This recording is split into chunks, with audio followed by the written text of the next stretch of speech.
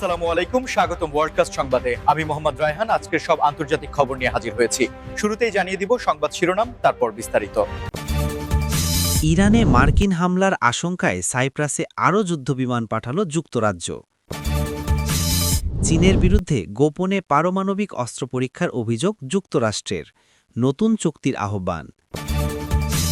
নাইজেরিয়ায় ডাকাতের হামলায় নিহত ৩০।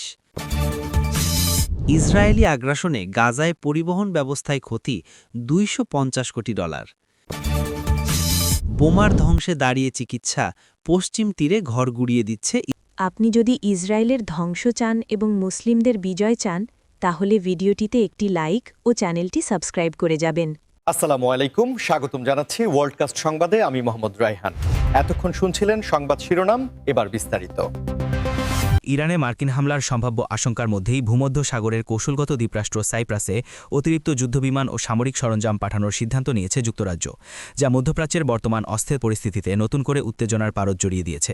এবং আন্তর্জাতিক বিশ্লেষকরা মনে করছেন এই পদক্ষেপটি শুধুমাত্র একটি সাধারণ সামরিক মহড়া নয়, বরং আসন্ন বড় কোনো সংঘাতের আগাম প্রস্তুতি হতে পারে। সাইপ্রাসের আকৃতিনি এবং ধেকেলিয়া ঘাঁটিতে ব্রিটিশ রয়্যাল এয়ারফোর্সের এই বর্ধিত উপস্থিতি মূলত এই অঞ্চলের নিরাপত্তা বলয় জোরদার করার পাশাপাশি ইরানের যে কোনো সম্ভাব্য পাল্টা আক্রমণের জবাব দেওয়ার জন্য ন্যাটো ও মার্কিন বাহিনীর সাথে সমন্বিত এক উদ্যোগ হিসেবে দেখা হচ্ছে। কারণ গত কয়েক সপ্তাহ ধরেই ওয়াশিংটন ও তেহরানের মধ্যে কূটনৈতিক ও সামরিক উত্তেজনা চরমে পৌঁছেছে এবং পেন্টাগন ইরান সংশ্লিষ্ট বিভিন্ন টার্গেটে হামলার ছক কষছে বলে আন্তর্জাতিক গণমাধ্যমে খবর বেরিয়েছে। যুক্তরাজ্যের এই সিদ্ধান্তে স্থানীয় জনগণ এবং সাইপ্রাসের সরকারের মধ্যে মিশ্র প্রতিক্রিয়া দেখা দিয়েছে। একদিকে তারা নিরাপত্তার অভাব বোধ করছেন, অন্যদিকে তাদের মাটি ব্যবহার করে তৃতীয় কোনো দেশে হামলা হলে সাইপ্রাসও যুদ্ধের লক্ষ্যবস্তুতে পরিণত হতে পারে এমন ভীতি কাজ করছে। তবে ব্রিটিশ প্রতিরক্ষা মন্ত্রণালয় জানিয়েছে যে তাদের এই পদক্ষেপ সম্পূর্ণ রক্ষণাত্মক এবং আঞ্চলিক স্থিতিশীলতা বজায় রাখার স্বার্থেই নেওয়া হয়েছে। সামরিক বিশেষজ্ঞরা বলছেন, সাইপ্রাসের টাইফুন যুদ্ধবিমান বা F-35 মতো অত্যাধুনিক ফাইটার জেটের উপস্থিতি মানে হল ব্রিটেন খুব অল্প সময়ের মধ্যেই সিরিয়া, লেবানন কিংবা ইরানের আকাশসীমায় অপারেশন চালাতে সক্ষম হবে, যা মার্কিন যুক্তরাষ্ট্রের জন্য একটি বড় কৌশলগত সুবিধা। কারণ এই অঞ্চলে আমেরিকার নিজস্ব এয়ারক্রাফট ক্যারিয়ার থাকলেও একটি স্থির স্থলঘাঁটি থেকে অপারেশন পরিচালনা করা অনেক বেশি সাশ্রয়ী ও কার্যকরী। আন্তর্জাতিক রাজনীতির আরেক মেরুতে নজর দিলে দেখা যায়, যুক্তরাষ্ট্রের পররাষ্ট্র দপ্তর অভিযোগ করেছে যে চীন সম্ভবত গোপনে এবং আন্তর্জাতিক নিয়ম লঙ্ঘন করে স্বল্পমাত্রার পারমাণবিক অস্ত্রের পরীক্ষা চালিয়েছে, যা বিশ্বজুড়ে পারমাণবিক নিরস্ত্রীকরণের প্রচেষ্টাকে বড় ধরনের প্রশ্নের মুখে ঠেলে দিয়েছে। এবং এই অভিযোগের ভিত্তিতে ওয়াশিংটন বেইজিংয়ের সাথে একটি নতুন এবং স্বচ্ছ পারমাণবিক চুক্তির আহ্বান জানিয়েছে। যুক্তরাষ্ট্রের দাবি অনুযায়ী চীনের লপনুর পারমাণবিক পরীক্ষা কেন্দ্রে সারা বছর ধরে এমন কিছু সন্দেহজনক কার্যকলাপ এবং খনন কাজ লক্ষ্য করা গেছে, যা জিরো ইয়াল্ড বা শূন্য মাত্রার পারমাণবিক পরীক্ষার নীতিমালার সাথে সামঞ্জস্যপূর্ণ নয়। যদিও চীন বরাবরই দাবি করে আসছে যে তারা আন্তর্জাতিক সিটিবিটি বা কম্প্রিহেন্সিভ নিউক্লিয়ার টেস্ট ব্যান ট্রিটির নিয়ম মেনেই চলছে। মার্কিন গোয়েন্দা তথ্যের ভিত্তিতে তৈরি এই রিপোর্টে বলা হয়েছে যে চীন তাদের পারমাণবিক আর্সেনাল আধুনিকায়ন করার জন্য অত্যন্ত গোপনে মাটির গভীরে এমন সব বিস্ফোরণ ঘটাচ্ছে যা সিসমিক সেন্সরে সহজে ধরা পড়ে না, কিন্তু এর মাধ্যমে তারা তাদের ওয়ারহেডগুলোর সক্ষমতা যাচাই করে নিচ্ছে, যা পরাশক্তিগুলোর মধ্যে বিশ্বাসের ফাটল আরও চওড়া করছে। বেইজিং অবশ্য যুক্তরাষ্ট্রের এই অভিযোগকে সম্পূর্ণ ভিত্তিহীন এবং দায়িত্বজ্ঞানহীন বলে উড়িয়ে দিয়েছে এবং পাল্টা অভিযোগ করেছে যে আমেরিকা নিজেই তাদের পারমাণবিক সক্ষমতা বাড়াতে নতুন নতুন প্রযুক্তির উন্নয়ন ঘটাচ্ছে এবং অন্যের উপর দোষ চাপিয়ে নিজেদের সামরিক বাজেট বাড়ানোর পায়তারা করছে। বিশ্লেষকরা মনে করছেন, স্নায়ুযুদ্ধের পর এই প্রথম পারমাণবিক অস্ত্র নিয়ন্ত্রণ নিয়ে এত বড় ধরনের আস্থার সংকট তৈরি হয়েছে। কারণ নিউ স্টার্ট চুক্তির ভবিষ্যৎ যখন অনিশ্চিত, তখন চীন যদি সত্যিই গোপনে পরীক্ষা চালায়, তবে রাশিয়া এবং যুক্তরাষ্ট্র তাদের পুরানো পারমাণবিক পরীক্ষাগুলো আবার শুরু করার অজুহাত পেয়ে যাবে, যা পৃথিবীকে একটি ভয়াবহ অস্ত্র প্রতিযোগিতার দিকে ঠেলে দিতে পারে।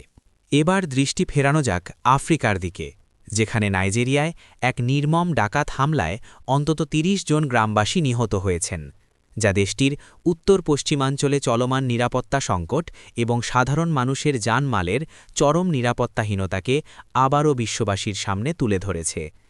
স্থানীয় প্রশাসন এবং প্রত্যক্ষদর্শীদের মতে, মোটর সাইকেলে করে আসা একদল সশস্ত্র ডাকাত বা দস্যু অতর্কিতভাবে গ্রামের ওপর হামলা চালায় এবং এলোপাথারি গবি ছুটতে থাকে, যার ফলে নারী ও শিশুসহ বহু মানুষ প্রাণ হারান এবং অনেকে গুরুতর আহত হয়ে হাসপাতালে চিকিৎসাধীন আছেন। নাইজেরিয়ার এই অঞ্চলটিতে গত কয়েক বছর ধরেই তথাকথিত ব্যান্ডিট বা সশস্ত্র অপরাধী চক্রের দৌরাত্ম্য বেড়েছে, যারা মূলত গবাদি পশু চুরি, অপহরণ এবং খনিজ সম্পদ দখলের উদ্দেশ্যে সাধারণ মানুষের ওপর এমন পৈশাচিক হামলা চালিয়ে থাকে এবং প্রশাসন অনেক ক্ষেত্রেই এদের নিয়ন্ত্রণ করতে ব্যর্থ হচ্ছে বলে অভিযোগ রয়েছে। এই হামলার সময় গ্রামবাসী কোনো ধরনের প্রতিরোধ গড়ে তোলার সুযোগই পায়নি এবং হামলাকারীরা লুটপাট শেষে গ্রামটিতে আগুন ধরিয়ে দিয়ে পালিয়ে যায়, যার ফলে শত শত মানুষ এখন গৃহহীন হয়ে খোলা আকাশের নিচে দিন কাটাচ্ছে। নাইজেরিয়ার সরকার বারবার প্রতিশ্রুতি দেওয়া সত্ত্বেও কেন এই ধরনের হত্যাকাণ্ড বন্ধ হচ্ছে না তা নিয়ে স্থানীয়দের মধ্যে তীব্র ক্ষোভ বিরাজ করছে এবং নিরাপত্তা বিশ্লেষকরা বলছেন যে পুলিশের জনবল সংকট এবং দুর্গম এলাকার ভৌগোলিক সুবিধার কারণে অপরাধীরা সহজেই হামলা করে পালিয়ে যেতে পারছে। এই ঘটনাটি শুধুমাত্র একটি বিচ্ছিন্ন অপরাধ নয়, বরং এটি নাইজেরিয়ার আর্থসামাজিক কাঠামোর ভঙ্গুরতা এবং সম্পদের অসম বণ্টনের একটি করুণ চিত্র, যেখানে একদল মানুষ দারিদ্র্যের সুযোগ নিয়ে অপরাধ জগতে প্রবেশ করছে এবং সাধারণ মানুষকে জিম্মি করে অর্থ উপার্জন করছে। মধ্যপ্রাচ্যের সংঘাতপূর্ণ গাজা উপত্যকায় ইসরায়েলি আগ্রাসনের ফলে শুধুমাত্র পরিবহন খাতেই প্রায় $250 কোটি ক্ষতি হয়েছে বলে এক সাম্প্রতিক প্রতিবেদনে উঠে এসেছে, যা যুদ্ধবিধ্বস্ত এই জনপদের পুনর্গঠন প্রক্রিয়াকে কয়েক দশক পিছিয়ে দিয়েছে এবং সাধারণ মানুষের দৈনন্দিন চলাচলের অধিকারটুকুও কেড়ে নিয়েছে। গাজার সরকারি মিডিয়া অফিস এবং আন্তর্জাতিক সাহায্য সংস্থাগুলোর যৌথ সমীক্ষায় দেখা গেছে যে লাগাতার বিমান হামলা এবং স্থল অভিযানের কারণে গাজার প্রধান প্রধান সড়ক, সেতু এবং সংযোগকারী রাস্তাগুলো এমনভাবে ধ্বংসপ্রাপ্ত হয়েছে যে এখন ত্রাণবাহী ট্রাক বা অ্যাম্বুলেন্স চলাচল করাও প্রায় অসম্ভব হয়ে পড়েছে। ধ্বংসযজ্ঞের এই তালিকায় রয়েছে হাজার হাজার ব্যক্তিগত গাড়ি, গণপরিবহন বাস এবং বাণিজ্যিক ট্রাক, যা গাজার অর্থনীতির চাকা সচল রাখতে মুখ্য ভূমিকা পালন করত। ফলে এখন খাদ্য সরবরাহ চেইন সম্পূর্ণ ভেঙে পড়েছে এবং মানুষ এক স্থান থেকে অন্য স্থানে যেতে মাইলের পর মাইল পায়ে হাঁটতে বাধ্য হচ্ছে। $250 কোটি এই ক্ষতি শুধুমাত্র অবকাঠামোগত মূল্যের ওপর ভিত্তি করে নির্ধারণ করা হয়েছে, কিন্তু এর ফলে যে মানবিক বিপর্যয় এবং অর্থনৈতিক স্থবিরতা তৈরি হয়েছে তার প্রকৃত মূল্য এর চেয়েও অনেক বেশি, কারণ পরিবহন ব্যবস্থা অচল হয়ে যাওয়ায় রোগীরা সময়মতো হাসপাতালে পৌঁছাতে পারছে না এবং কৃষকরা তাদের উৎপাদিত পণ্য বাজারে নিতে পারছে না।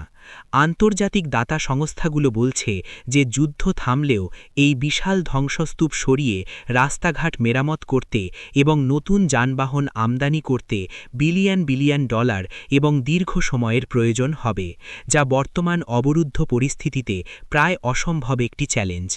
এছাড়া গাজার বন্দর এবং সীমান্ত ক্রসিংগুলোর অবকাঠামোতেও ব্যাপক ক্ষতি হয়েছে, যা ভবিষ্যতে আমদানি রপ্তানি বাণিজ্যের জন্য বড় বাধা হয়ে দাঁড়াবে। এই পরিস্থিতির গভীরতা অনুধাবন করতে একদিকে যখন বোমার বিকট শব্দে আকাশ বাতাস প্রকম্পিত হচ্ছে, ঠিক তখনই ধ্বংসস্তূপের মাঝে দাঁড়িয়ে জীবনের ঝুঁকি নিয়ে চিকিৎসা সেবা দিয়ে যাচ্ছেন পশ্চিম তীরের অকুতভয় চিকিৎসকরা। আবার অন্যদিকে ফিলিস্তিনিদের ঘরবাড়ি বুলডোজার দিয়ে গুড়িয়ে দেওয়ার ঘটনা যেন এক নিত্যনৈমিত্তিক এবং হৃদয়বিদারক দৃশ্যে পরিণত হয়েছে। পশ্চিম তীরের জেনিন এবং নাবলুস সহ বিভিন্ন এলাকায় সাম্প্রতিক সময়ে ইসরায়েলি বাহিনীর অভিযানের মাত্রা এতটাই তীব্র হয়েছে যে অনেক সময় অ্যাম্বুলেন্সগুলো আহতদের উদ্ধার করতে ঘটনাস্থলে পৌঁছাতে পারছে না। তবুও স্থানীয় ডাক্তার এবং প্যারামেডিকরা সীমিত সরঞ্জাম নিয়ে বোমার আঘাত থেকে বেঁচে যাওয়া মানুষদের বাঁচাতে আপ্রাণ চেষ্টা চালিয়ে যাচ্ছেন, যা মানবতার এক অনন্য দৃষ্টান্ত। স্বাস্থ্যকর্মীরা জানিয়েছেন যে হাসপাতালের ভেতরেও তারা নিরাপদ বোধ করছেন না, কারণ অনেক সময় হাসপাতালের প্রবেশপথেও অভিযান চালানো হচ্ছে, যার ফলে চিকিৎসা সেবা ব্যাহত হচ্ছে এবং অনেক মুমূর্ষু রোগী বিনা চিকিৎসায় প্রাণ হারাচ্ছেন।